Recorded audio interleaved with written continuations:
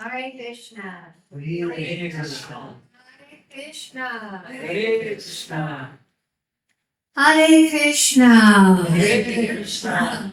We'd like to welcome everyone to our Sunday Krishna book reading here in Srila Prabhupada's sacred room in Vrindavan Dham. And as we always do, let us offer respectful obeisances to Srila Prabhupada and to each other. Namo Vishnuvedaya Krishna Vastaya Bhutale Srimati Bhakti-Vedanta Swamini Namine Namaste Saraswati Devi Gauravani Kacharane Nirvasesha Sundravani Vaspachani Satarane. And to each other, Vanchakalpadrubhyascha Kripa Sindhu Devata Atita Nam Bhavanebhyo Vaishnavebhyo Namo Namaha. So today we're continuing with the prayers offered by Lord Brahma to Lord Krishna. We only have maybe 5 more pages left. For those of you online, you can note the subtitles at the bottom of the page, and then that will help you to follow along in English. Lord Brahma then said that his birth was from the lotus flower, which blossomed from the navel of Narayan after the dissolution of the 3 worlds, or 3 planetary systems, known as Burloka, Bhurvarloka, and Swarloka. The universe is divided into 3 divisions, namely Swarga, Martya, and Patala. These 3 planetary systems are merged into water at the time of dissolution. At that time, Narayan, a plenary portion of Krishna, lies down on the water, and gradually a lotus stem grows from his navel, and from that lotus flower, Brahma is born. It is naturally concluded that the mother of Brahma is Narayan.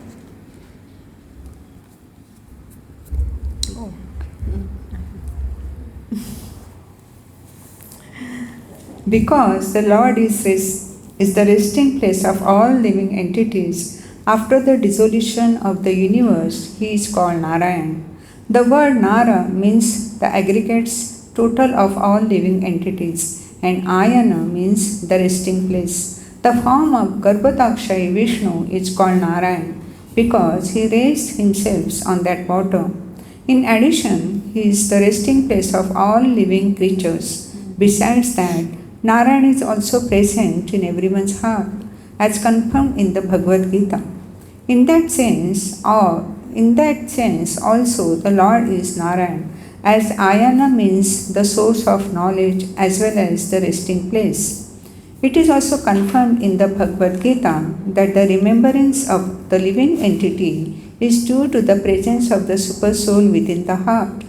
After changing the body, a living creature forgets everything of his past life, but because Narayan, the super soul, is present within his heart, he is reminding by him so to act according to his past desire. Lord Brahma wanted to prove that Krishna is the original Narayan, that he is the source of Narayan, and that Narayan is not an exhibition of the external energy Maya, but is an expansion of spiritual energy. The activities of the external energy or Maya are exhibited after the creation of this cosmic world, and the original spiritual energy of Narayan was acting before the creation. So the expansion of Narayan from Narayan to Karanadakshay Vishnu, from Karanadakshay Vishnu to Garbhodakshay Vishnu, and from Garbhodakshay Vishnu to Kshirodakshay Vishnu, and from Kshirodakshay Vishnu to everyone's heart are actually Krishna's expansion, manifestations of his spiritual energy. They are not conducted by the material energy. Therefore, they are not temporary. Anything conducted by the material energy is temporary, but everything executed by the spiritual energy is eternal.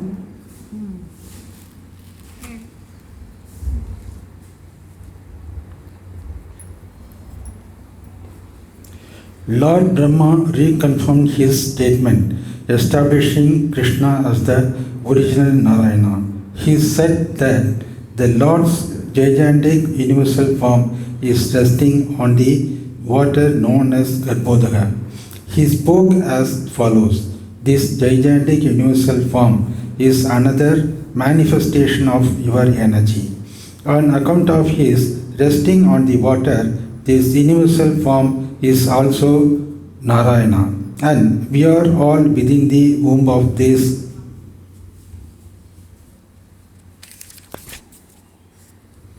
Narayana form. As I see your different Narayana forms everywhere.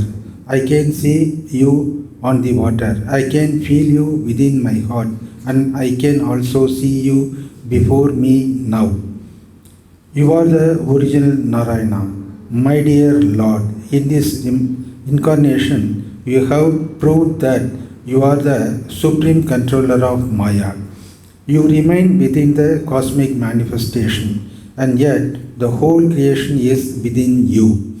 This fact has already been proved by you when you exhibited the whole universal creation within your mouth before your mother, Yasoda.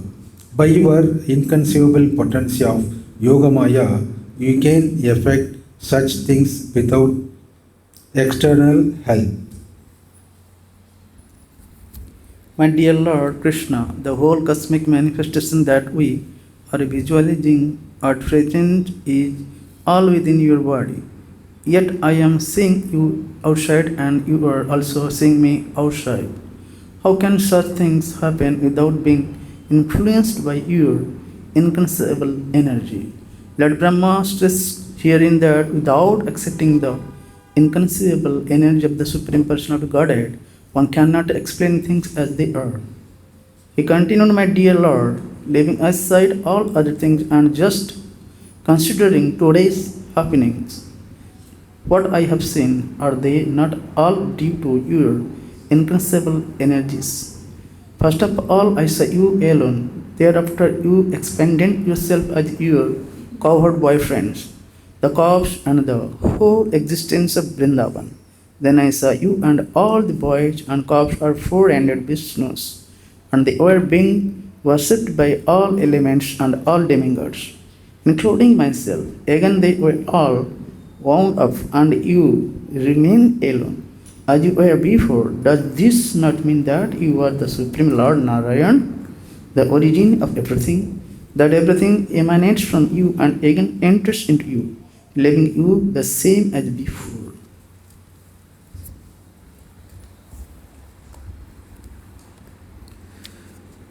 Persons who are unaware of your inconceivable energy cannot understand that you alone expand yourself as the creator, Brahma, the maintainer, Vishnu, and the annihilator, Shiva. Persons who are not in awareness of things as they are contemplate that I, Brahma, am the creator, Vishnu is the maintainer, and Lord Shiva is the annihilator. Actually, you alone are everything: creator, maintainer, and annihilator. Similarly, you expand yourself in different incarnations. Among the demigods, you incarnate as Vamandev. Among the great sages, you incarnate as Parshuram. Among the human beings, you appear as yourself, Lord Krishna, or as Lord Ram. Among the animals, you appear as the boar incarnation, and among the aquatics, you appear as the fish incarnation. And yet, you have no appearance or disappearance. You are always eternal. Your appearance and disappearance are made possible by your inconceivable energy, just to give protection to the faithful devotees and to annihilate the faithless demons. O my Lord, O all-pervading Supreme Personality of Godhead, O Super Soul, controller of all mystic powers, no one can appreciate your transcendental pastimes as they are exhibited within these three worlds. No one can estimate how you have expanded your Yogamaya and your incarnations, and how you act by your transcendental energy. My dear Lord, this whole cosmic manifestation is just like a flashing dream, and its temporary existence simply disturbs the mind. As a result, we are full of anxiety in this existence. To live within this material world means simply to suffer and to be full of all miseries. And yet, This temporary existence of the material world appears to be pleasing and dear on account of its having evolved from your body, which is eternal and full of bliss and knowledge. My conclusion is, therefore, that you are the Supreme Soul, the Absolute Truth, and the Supreme Original Person, and although by your inconceivable transcendental potencies you have expanded yourself in so many Vishnu forms, and also in the living entities and other energies, you are the Supreme One without a second, the Supreme Super Soul. The innumerable living entities are simply like sparks of the original fire.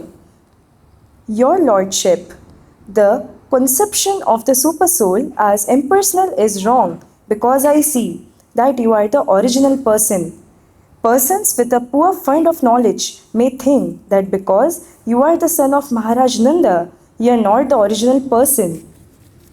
That you are born just like a human being. They are mistaken. You are the actual original person. That is my conclusion. In spite of your being the son of Nanda, you are the original person, and there is no doubt about it. You are the absolute truth, and you are not of this material darkness. You are the source of original Brahma Jyoti, as well as the material luminaries, the sun, moon, and stars. Your transcendental effulgence is identical with the Brahma Jyoti as it is described in the Brahma Samhita. The Brahma Jyoti is nothing but your personal bodily effulgence. There are many Vishnu incarnations and incarnations of your different qualities, but all those incarnations are not on the same level. You are the original lamp. Other incarnations may possess the same candle power as the original lamp, but the original lamp in the beginning is the beginning of all light, and because you are not one of the creations of this material world, even after the annihilation of this world, your existence as you are will continue. Because you are the original person, you are described in the Gopal Tapani Upanishad as well as in the Brahma Samhita as Govindam Adi Purusham. Govinda is the original person, the cause of all causes. In the Bhagavad-Gita also it is stated that you are the source of the Brahman effulgence. No one should conclude that your body is like an ordinary material body. Your body is Akshara, indestructible. The material body is always full of threefold miseries, but your body is Satchidananda Vigraha, full of bliss, knowledge, and eternality. You are also Niranjana because your pastimes as the little son of Mother Yashoda or the lover of the gopis are never contaminated by the material qualities. And although you exhibited yourself as so many cowherd boys and calves, your transcendental potency was not reduced.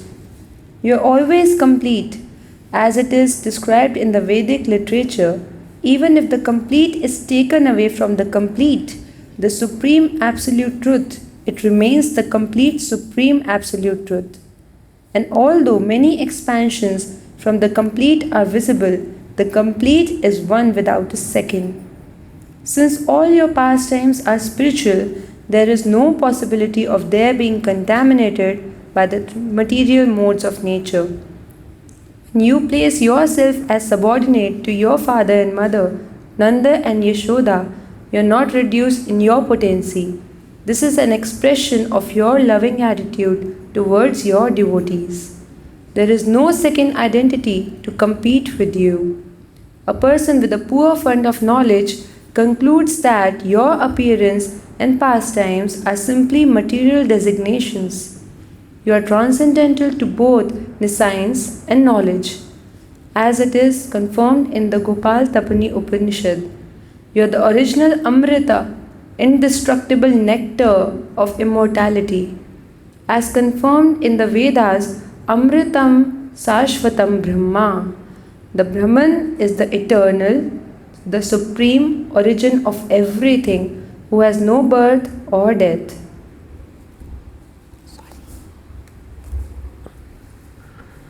In the Upanishads, it is stated that the Supreme Brahman is as effulgent as the sun and is the origin of everything, and that everyone who can understand that original person becomes liberated from material conditioned life.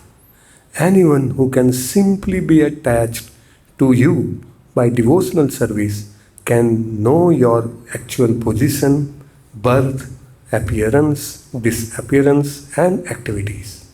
As confirmed in Bhagavad-Gita, simply by understanding your constitutional position, appearance, and disappearance, one can be immediately elevated to the spiritual kingdom after quitting this present body. Therefore, to cross over the ocean of material nescience, an intelligent person takes shelter of your lotus feet and is easily transferred to the spiritual world.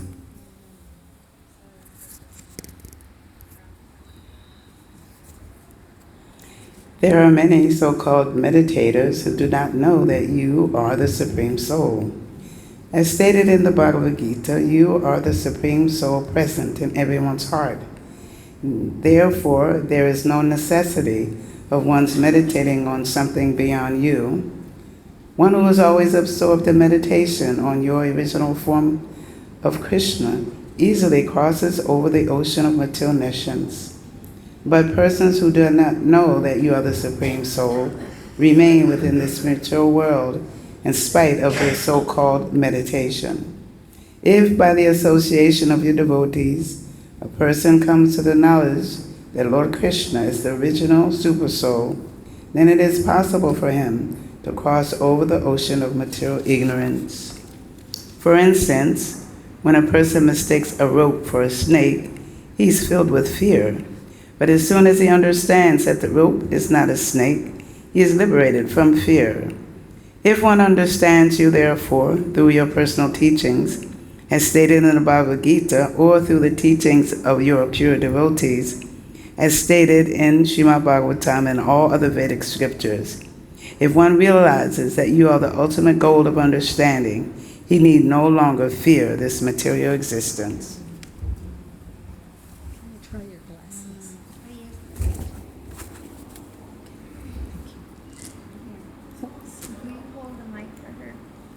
Oh, thank you. So where are we? So-called liberation. Oh, I can hold the mic. So-called liberation and bondage have no meaning for a person who's already engaged in your devotional service, just as a rope is not fearful for a person who knows that it is not a snake. A devotee knows that this material world belongs to you, and he therefore engages everything in your transcendental loving service. Thus, there is no bondage for him. For a person who is already situated in the sun planet, there is no question of the appearance or disappearance of the sun in the name of day or night. It is also said that you, Krishna, are just like the sun, and that Maya is like darkness. When the sun is present, there is no question of darkness. For those who always remain in your presence, by engaging in your service, there is no question of bondage or liberation. They are already liberated. On the other hand, persons who falsely think themselves to be liberated without taking shelter of your lotus feet fall down because their intelligence is not pure.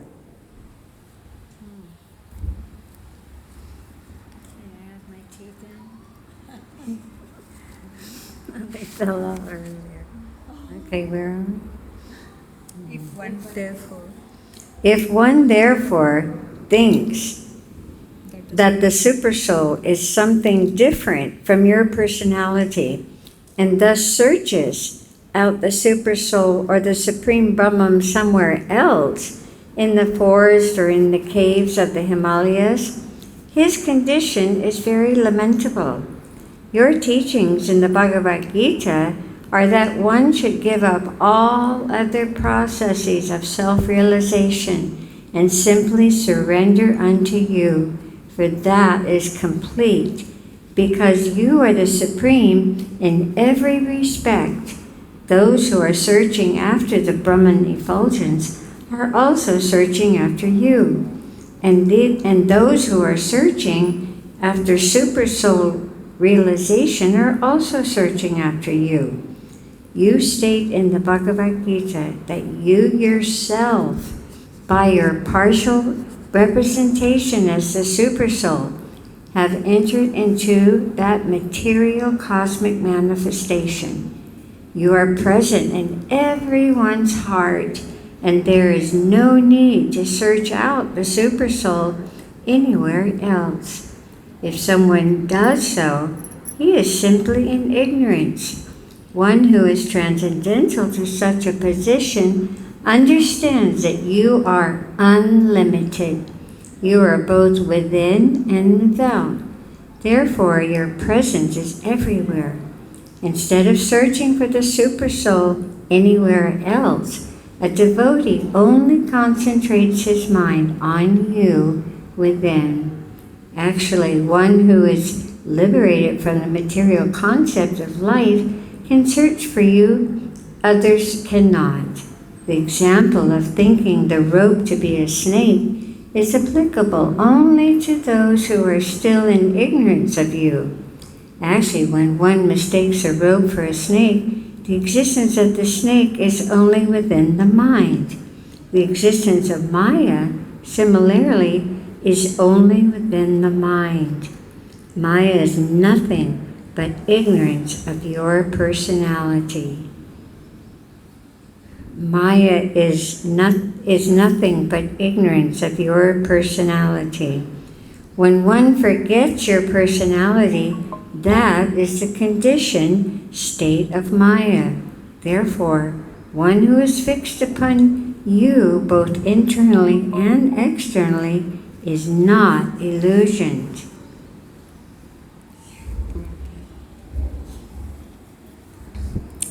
One who has attained a little result of devotional service can understand your glories.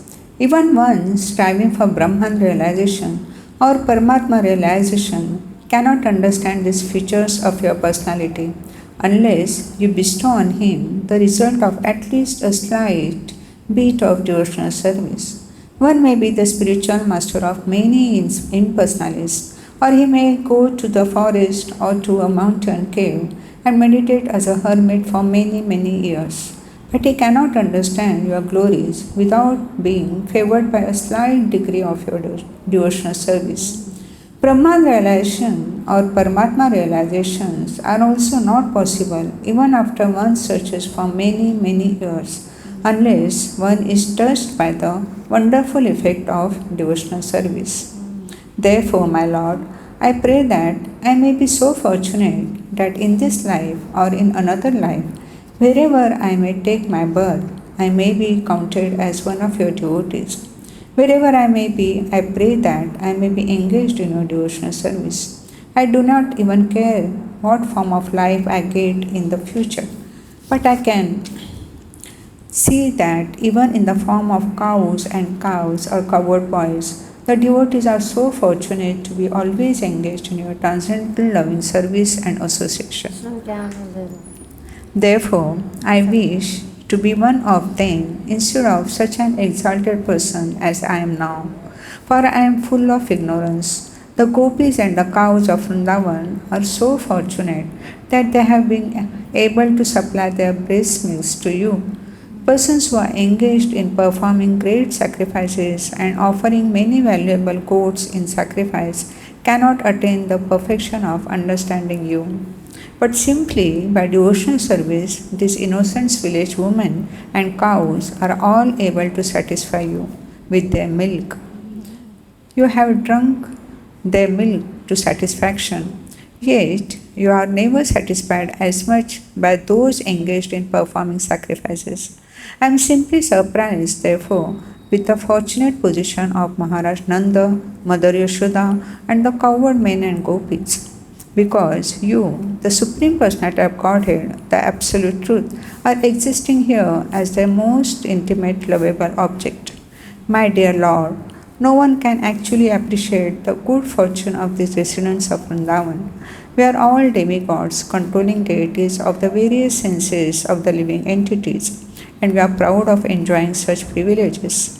But actually, there is no comparison between our position and the position of these fortunate residents of Vrindavan, because they are actually relishing your presence and enjoying your association by dint of their sensory activities. We may be proud of being controllers of the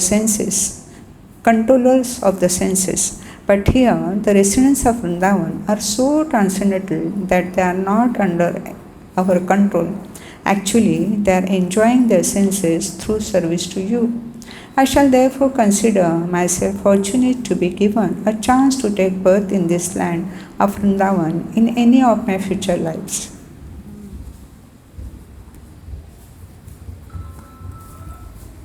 My dear Lord, I am therefore not interested in either material opulences or liberation. I am not humbly praying. I am most humbly praying at your lotus feet for you to please give me any sort of birth within this Vrindavana forest, so that I may be able to be favored by the dust of the feet of some of the devotees of Vrindavana. If I am given the chance to grow as a humble blade of grass in this land, that would be a glorious birth for me. But if I am not so fortunate to take birth within the forest of Vrindavana, I beg to be allowed to take birth outside the immediate area of Vrindavana, so that when the devotees go out, they will walk over me. Even that would be a great fortune for me. I am just aspiring for a birth in which I will be smeared by the dust of the devotees' feet, because I can see that everyone here is simply full of Krishna consciousness. No one here knows anything but the lotus feet of Krishna or Mukunda, for which the Vedas themselves are searching. It is confirmed in Bhagavad-Gita that the purpose of Vedic knowledge is to find Krishna. And it is said in the Brahma Samhita that it is very difficult to find Krishna, the Supreme Personality Godhead, by systematic reading of the Vedic literature. But he is very easily available through the mercy of pure devotee. The pure devotees of Vrindavan are fortunate because they can see Mukunda, Lord Krishna, all the time. This word Mukunda can be understood in two ways. Muk means liberation. Lord Krishna can give liberation and therefore transcendental bliss. The word also refers to his smiling face, which is just like the Kunda flower. Mukha means face. The Kunda flower is very beautiful and it is appears to be smiling. Thus the comparison is made.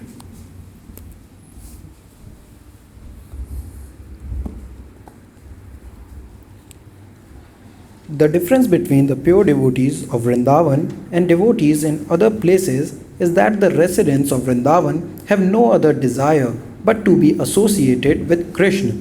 Krishna, being very kind to his devotees, fulfills their desire. Because they always want Krishna's association, the Lord is always prepared to give it to them. The devotees of Vrindavan are also spontaneous lovers. They are not required to strictly follow regulative principles because they are already naturally developed in transcendental love for Krishna. Regulative principles are required for persons who have not achieved such a position of spontaneous love. Brahma is also a devotee of the Lord, but he is an ordinary devotee, subject to following regulative principles. He prays to Krishna to give him the chance to take birth in Vrindavan so that he might be elevated to the platform of spontaneous love.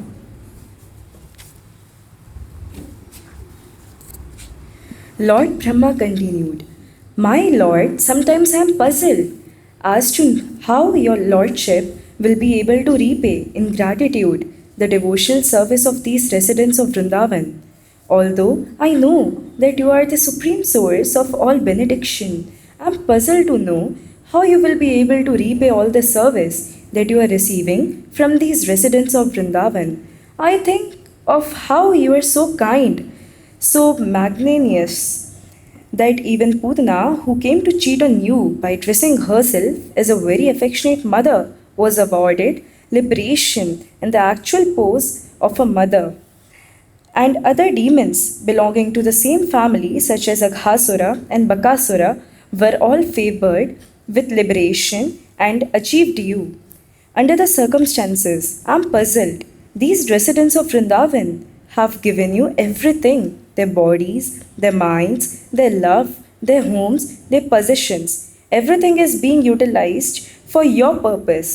So, how will you be able to repay your debt to them? You have already given yourself to Putana. I surmise that you shall ever remain a debtor to the residents of Vrindavan, being unable to repay their loving service. My Lord, I can understand that the super excellent quality of the service rendered by the residents of Vrindavan is due to the spontaneous engaging all natural instincts in your loving service.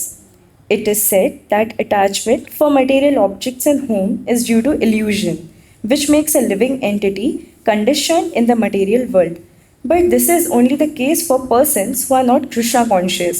In the case of the residents of Vrindavan, such obstructions as attachment to heart, and home are non-existent, because their attachment have been directed unto you, and their home have been converted into temples by your constant presence there.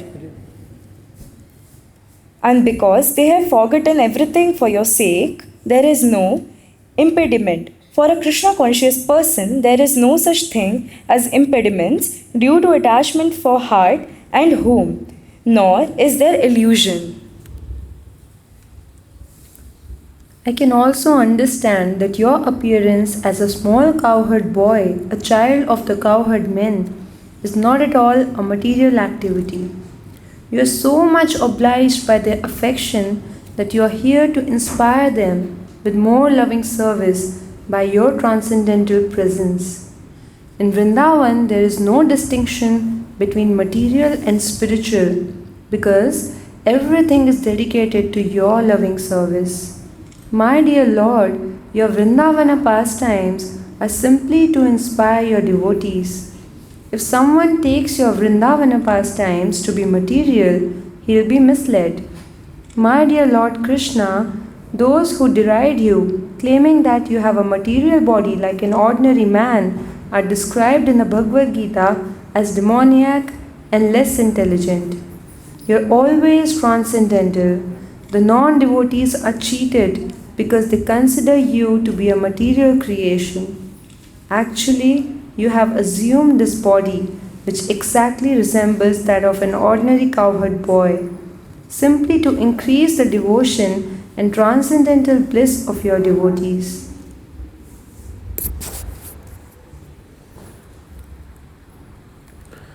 My dear Lord, I have nothing to say about people who advertise that they have already realized God, or that by their realization they have themselves become God. But as far as I am concerned, I admit frankly that for me it is not possible to realize you by my body, mind, or speech. What can I say about you, or how can I realize you by my senses? I cannot even think of you perfectly with my mind, which is the master of the senses. Your qualities, your activities, and your body cannot be conceived of by any person within this material world. Only by your mercy can one understand to some extent what you are. My dear Lord, you are the Supreme Lord of all creation. Although I sometimes falsely think that I am the master of this universe. I may be the master of this universe, but there are innumerable universes, and there are also innumerable Brahmas who preside over the universes. But actually, you are the master of them all.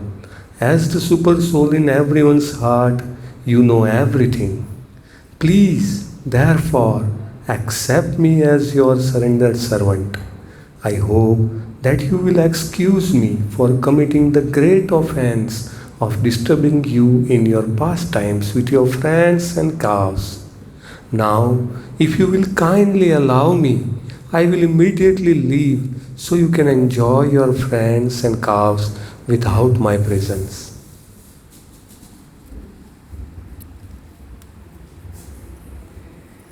My dear Lord Krishna, your very name suggests that you are all attractive. The attraction of the sun and the moon are all due to you. By the attraction of the sun, you are beautifying the very existence of the Yadu dynasty. With the attraction of the moon, you are enhancing the potency of the land, the demigods, the brahmanas, the cows, and the oceans. Because of your supreme attraction, demons like Kamsa and others are annihilated. Therefore, it is my deliberate conclusion that you are the only worshipable deity within the creation.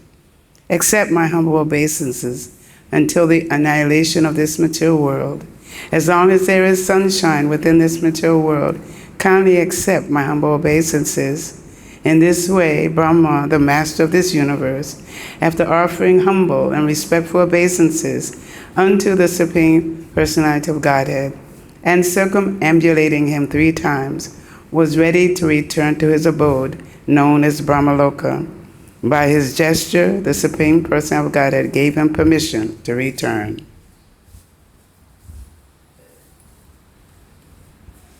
As soon as Brahma left, Lord Shri Krishna immediately returned to the bank of the Yamuna and rejoined his calves and cowherd boyfriends, who were situated just as they had been on the very day they had vanished.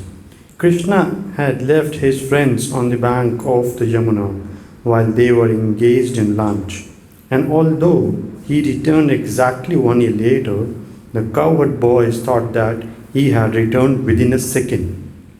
That is the way Krishna's different energies act.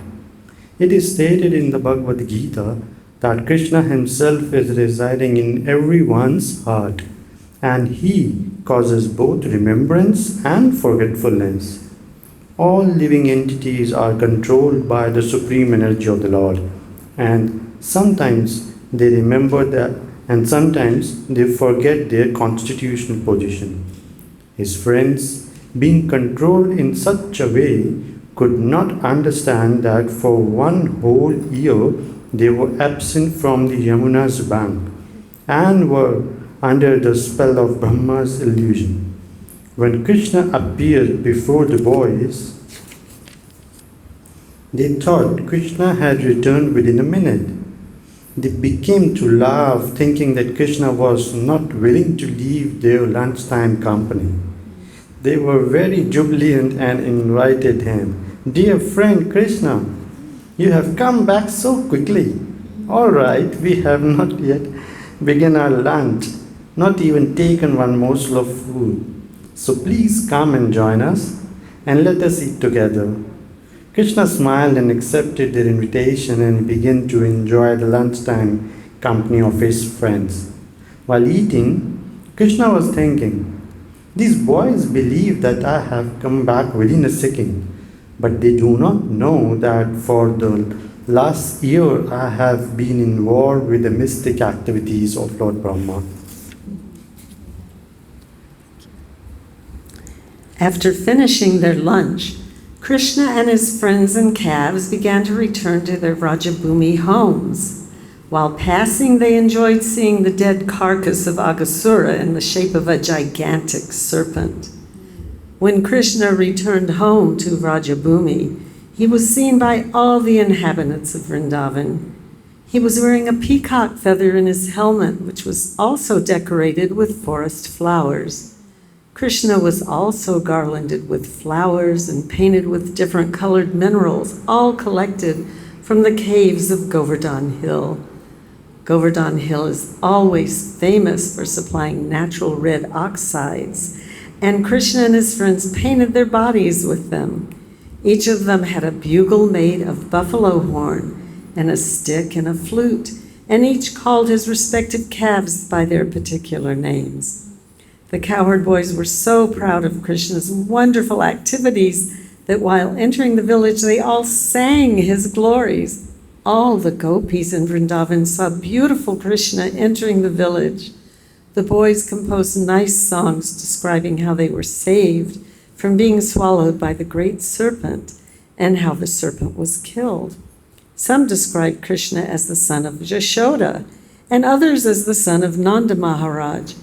He is so wonderful that he saved us from the clutches of the great serpent and killed him, they said. But little did they know that 1 year had passed since the killing of Aghasura.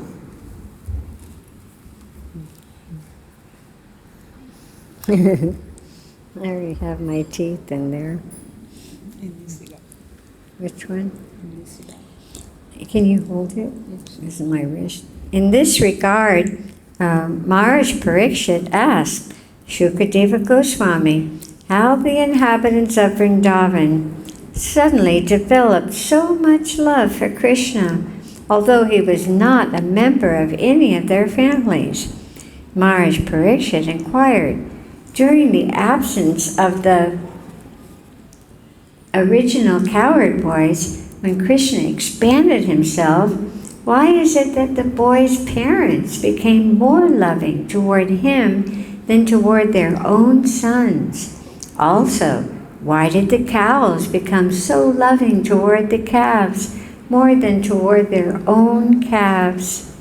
Shukadeva Goswami told Maharaj Parikshit that every living entity is actually most attached to his own self. Outward paraphernalia such as home, family, friends, country, society, wealth, opulence, and reputation are all only secondary in pleasing the living entity. They please only because they bring pleasure to the self. For this reason, one is self-centered and is attached to his body and self more than he is to relatives like wife, children, and friends. If there is some immediate danger to one's own person, he first of all takes care of himself, then others. That is natural. That means he loves his own self more than anything else. The next important object of affection after his own self is his material body. A person who has no information of the spirit soul is very much attached to his material body, so much so that even in old age he wants to preserve the body in so many artificial ways, thinking that his old and broken body can be saved.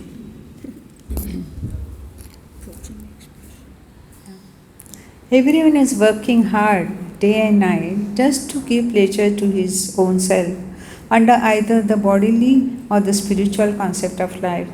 We are attached to material possessions because they give pleasure to the senses or to the body. The attachment to the body is there only because the I, the spirit soul, is within the body. Similarly, when one is further advanced, he knows that the spirit soul is pleasing because it is part and parcel of Krishna. Ultimately, it is Krishna who is pleasing and all attractive. He is the super soul of everything. And in order to give us this information, Krishna descends and tells us that the all attractive center is He Himself. Without being an expansion of Krishna, nothing can be attractive. Whatever is attractive within the cosmic manifestation is due to Krishna. Krishna is therefore the reservoir of all pleasures. The active principle of everything is Krishna, and highly elevated transcendentalists see everything in connection with Him. In the Chaitanya Charitamrita, it is stated that a Mahabhagavata or highly advanced devotees sees Krishna as the active principle in all moving and non-moving living entities. Therefore, he sees everything within these cosmic manifestations in relation to Krishna. For the fortunate persons who has taken shelter of Krishna as everything, liberation is already there. He is no longer in the material world. This is confirmed in Bhagavad-Gita. Whoever is engaged in the devotional service of Krishna is already on the Brahma Bhuta or the spiritual platform. The very name Krishna suggests piety and liberation. Anyone who takes shelter of the lotus feet of Krishna enters the boat for crossing over the oceans of nations. For him, this vast expanse of material manifestation becomes as insignificant as the water in the calf's hookroot.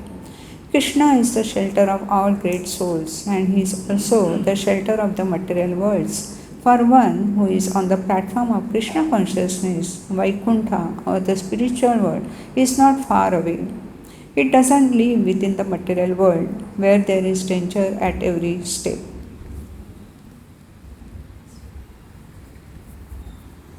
In this way, Krishna consciousness was fully explained to Maharaja Parishit by Sukadeva Goswami as he recited to the king the statements and prayers of Lord Brahma. These descriptions of Lord Krishna's pastimes with his cowherd boys, his eating with them on the bank of the Yamuna, and Lord Brahma's prayers unto him are all transcendental subject matters. Anyone who hears, recites, or chants them surely gets all his spiritual desires fulfilled. Thus, Krishna's childhood pastimes, his sporting with Balarama and the cowherd boys in Vrindavana were described. Thus ends the Bhaktivedanta purport of the 14th chapter of Krishna, prayers offered by Lord Brahma to Lord Krishna. Chapter 15. The killing of Dhenukasur.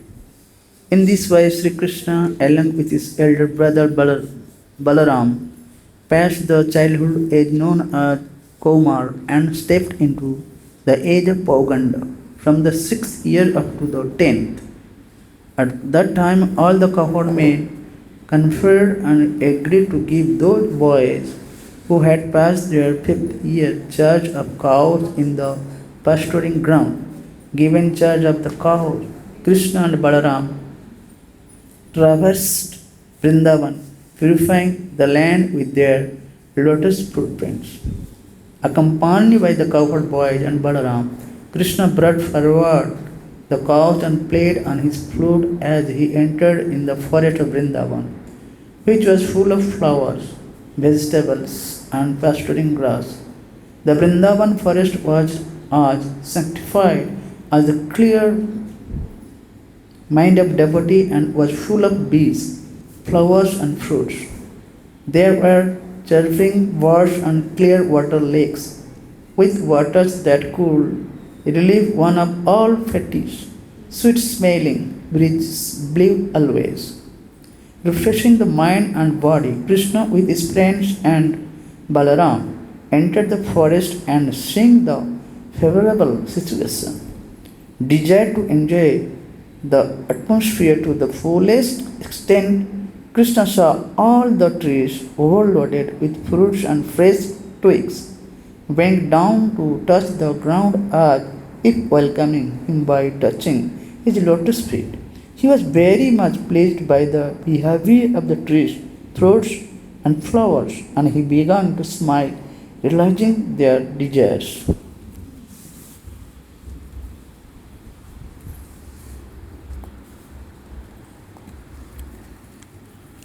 Krishna then spoke to his elder brother Balram as follows: My dear brother, you are superior to all of us, and your lotus feet are worshipped by the demigods. Just see how these trees, full with fruits and flowers, have bent down to worship your lotus feet. It appears that they are trying to get out of the darkness that has obliged them to accept the form of trees. Actually, the trees born in the land of Vrindavan are not ordinary living entities. Having held the impersonal point of view in their past lives, they have been put into this stationary condition of life. But now they have the opportunity of seeing you in Vrindavan, and they are praying for further advancement in spiritual life through your personal association. Generally, living entities in the mode of darkness obtain the bodies of trees. The impersonalist philosophers are in that darkness, but they eradicate it by taking full advantage of your presence. I think the drones that are buzzing all around you must have been your devotees in their past lives. They cannot leave your company because no one can be a better, more affectionate master than you. You are the supreme and original personality of Godhead, and the drones are just trying to spread your glories by chanting at every moment. I think some of them must be great sages, devotees of your lordship, and they are disguising themselves in the form of drones because they are unable to give up your company even for a moment. My dear brother, you are the supreme worshipable Godhead. Just see how the peacocks are dancing before you in great ecstasy. The deer, whose behavior is just like that of the gopis, are welcoming you with the same affection, and the cuckoos who are residing in this forest are welcoming you with their joyful, sweet cries because they consider that your appearance in their home is so auspicious. Even though they are trees and animals, these residents of Vrindavan are glorifying you. They are prepared to welcome you to the best of their ability, as is the practice of great souls in receiving another great soul at home. As for the land, it is so pious and fortunate because the footprints of your lotus feet are marking its body. It is quite natural for these Vrindavan inhabitants to thus receive a great personality like you. The herbs, creepers, and plants are also so fortunate to touch your lotus feet. And by your touching the twigs with your fingernails, these small plants are also made glorious. As for the hills and the rivers, they too are now glorious because you are glancing in them. Above all, the damsels of Vraja, the gopis, are the most glorious because you embrace them with your strong arms, being attracted by their beauty. In this way, Lord Krishna and Balram began to enjoy the residents of Vrindavan to their full satisfaction as they herded the calves and the cows on the bank of the Yamuna. In some places, Krishna and Balram were accompanied by their friends. The boys were singing, imitating the humming sound of the drones, and accompanying Krishna and Balram, who were garlanded with the forest flowers. While walking, the boys sometimes imitated the quacking sounds of the swans in the lakes, or when they saw the peacocks dancing, they imitated them before Krishna. Krishna also moved his neck, imitating the dancing and making his friends laugh.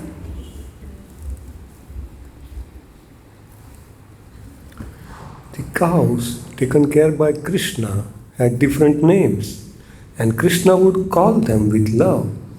After hearing Krishna calling, the cows would immediately respond by mooing, and the boys would enjoy this exchange to their heart's content. They would all imitate the sound vibration made by the different kinds of birds, especially the chakoras, peacocks, cuckoos, and bhardwaj. Sometimes, when they would see the weaker animal fleeing out of fear of the sounds of tigers and lions, the boys, along with Krishna and Balram, would imitate the animals and run away with them.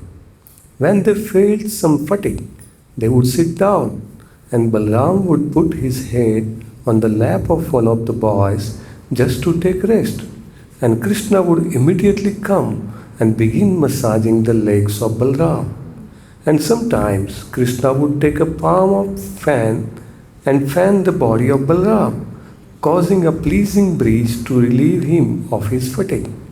Other boys would sometimes dance or sing while Balram took rest, and sometimes they would wrestle among themselves or jump. When the boys were thus engaged, Krishna would immediately join them, and catching their hands, he would enjoy their company and laugh and praise their activities. When Krishna would feel tired and fatigued, he would sometimes take shelter of the root of a big tree or the lap of a cowherd boy and lie down. When he would lie down, with a boy or a root as his pillow, some of the boys would come and massage his legs, and some would fan his body with a fan made from leaves. Some of the more talented boys would sing in very sweet voices to please him. Thus, very soon his fatigue would go away. The Supreme Personality of Godhead, Krishna, whose legs are tended by the goddess of fortune, shared himself with the cowherd boys as one of them, expanding his internal potency to appear exactly like a village boy. But despite his appearing just like a village boy, there were occasions when he proved himself to be the Supreme Personality of Godhead. Sometimes men pose themselves as the Supreme Personality of Godhead and cheat innocent people, but they can only cheat, they cannot exhibit the potency of God.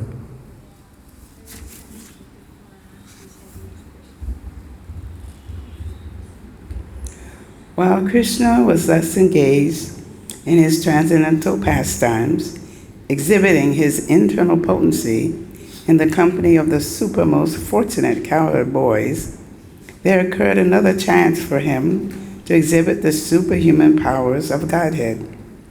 His most intimate friends Sri Ram, Subal, and Stoka Krishna addressed Krishna and Balaram with great love and affection thus: "Dear Balaram, you are very powerful.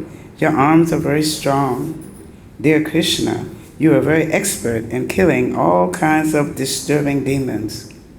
Will you kindly note that just near this place, there's a big forest of the name Talavan? This forest is full of palm trees, and all the trees are filled with fruits. Some have fallen down, and some are very ripe, even in the trees. It is a very nice place, but because of a great demon, Dinakasura, it is very difficult to go there. No one can reach the trees to collect the fruits. Dear Krishna and Balaram, this demon is present there in the form of an ass, and he's surrounded by similar demon friends who have assumed the same shape. All of them are very strong, so it is very difficult to approach this place. Dear brothers, you are the only persons who can kill such demons. Other than you, no one can go there for fear of being killed. Not even animals go there, and no birds are living there. They have all left. One can only appreciate the sweet aroma that is coming from that place. It appears that up until now, no one has tasted the sweet fruits there, either on the tree or on the ground. Dear Krishna, to tell you frankly, we are very attracted by this sweet aroma. Dear Balaram, if you like, let us all go there and enjoy these fruits. The aroma of the fruits is now spread everywhere. Don't you smell it from here? When Balaram and Krishna were thus petitioned by their intimate friends, they were inclined to please them, and with smiling faces they proceeded towards the forest, surrounded by all their friends. Immediately upon entering the Talvan, Balaram began to yank the trees with his arms, exhibiting the strength of an elephant. Because of this jerking, all the ripe fruits fell down on the ground. Upon hearing the sound of the falling fruits, the demon Dhanukasura, who was living there in the form of an ass, approached the great force, shaking the whole field so that all the trees moved as if there were an earthquake. The demon appeared before Balaram and kicked his chest with his hind legs. At first, Balaram did not say anything, but with great anger, the demon kicked him again more vehemently. This time, Balaram immediately caught hold of the legs of the ass with one hand and, wheeling him around, threw him into the tree tops. While he was being wheeled around by Balaram, the demon lost his life. Balaram threw the demon into the biggest palm tree about, and the demon's body was so heavy that the palm tree fell upon other trees, and several fell down. It appeared as if a great hurricane was passing through the forest, and all the trees were falling down one after the other. This exhibition of extraordinary strength is not astonishing because Balaram is the personality of Godhead, known as Ananta Shesha Naga, who is holding all the planets on the hoods of his millions of heads. He maintains the whole cosmic manifestation exactly as horizontal and vertical threads hold the weaving of a cloth.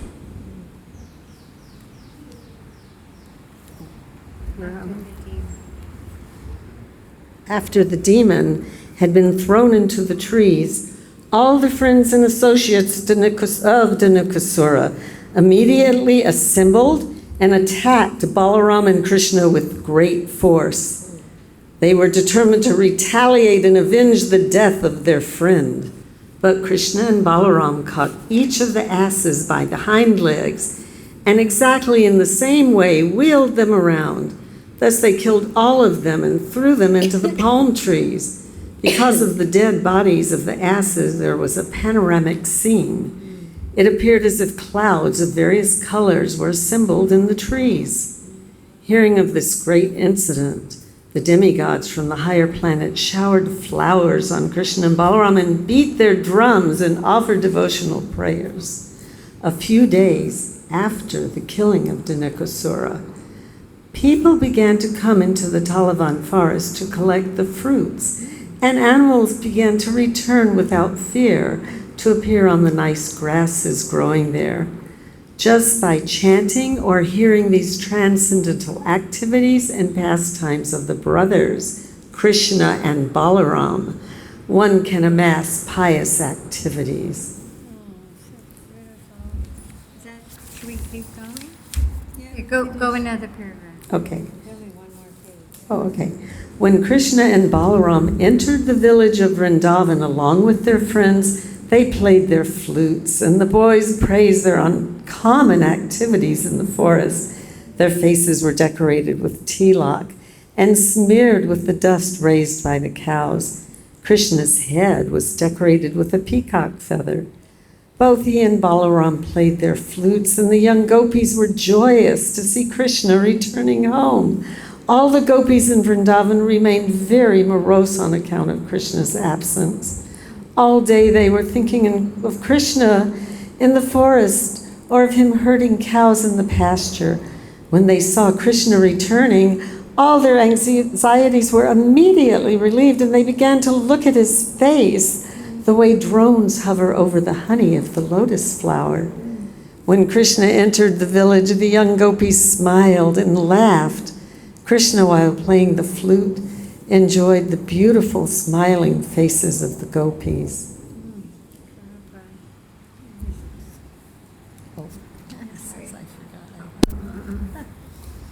So beautiful. Then Krishna and Balaram were immediately received by their affectionate mothers, Yashoda and Rohini, who, according to the time's demands, began to fulfill the desires of their affectionate sons. Simultaneously, the mothers rendered service and bestowed benedictions upon their transcendental sons. They took care of their children by bathing them and dressing them very nicely. Krishna was dressed in yellow garments and Balaram was dressed in bluish garments, and they were given all sorts of ornaments and flower garlands. Being relieved of the fatigue of their day's work in the pasturing ground, they looked refreshed and very beautiful. They were given palatable dishes by their mothers, and they pleasantly ate everything. After eating, they were seated nicely on clean bedding, and the mothers began to sing various songs of their activities. As soon as they lay down on the bedding, they were quickly fell fast asleep. In this way, Krishna and Balaram used to enjoy Vrindavan's life as cowherd boys. Sometimes Krishna used to go with his boyfriends and Balarama, and sometimes he used to go alone with his friends to the bank of the Yamuna and tend the cows. Gradually, the summer season arrived, and one day, while in the field, the boys and cows became very thirsty and began to drink the water of the Yamuna. The river, however, had been made poisonous by the venom of the great serpent known as Kaliya. Because the water was so poisonous, the boys and cows became visibly affected immediately after drinking. They suddenly fell down on the ground, apparent to dead. Then Krishna, who is the life of all that lives, simply cast his merciful glance over them, and all the boys and cows regained consciousness and began to look at one another with great astonishment. They could understand that by drinking the water of the Yamuna they had died, and that the merciful glance of Krishna had restored their lives. Thus they appreciated the mystic power of Krishna, who is known as Yogeshwara, the master of all mystic yogis. Thus ends the Bhakti-Vedanta purport of the 15th chapter of Krishna, the killing of Dhenukasura. Hari Bol. So, my dear devotees, that concludes our 1 hour of reading Krishna book to Srila Prabhupada. Thank you, Srila Prabhupada, for letting us come. So, as we always do, let us offer our respectful obeisances to Srila Prabhupada and to each other.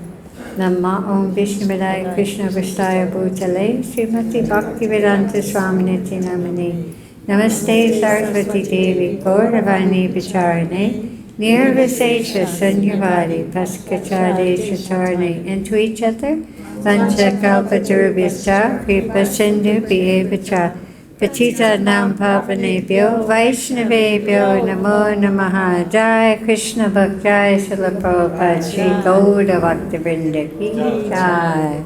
Hare Krishna, Krishna Krishna,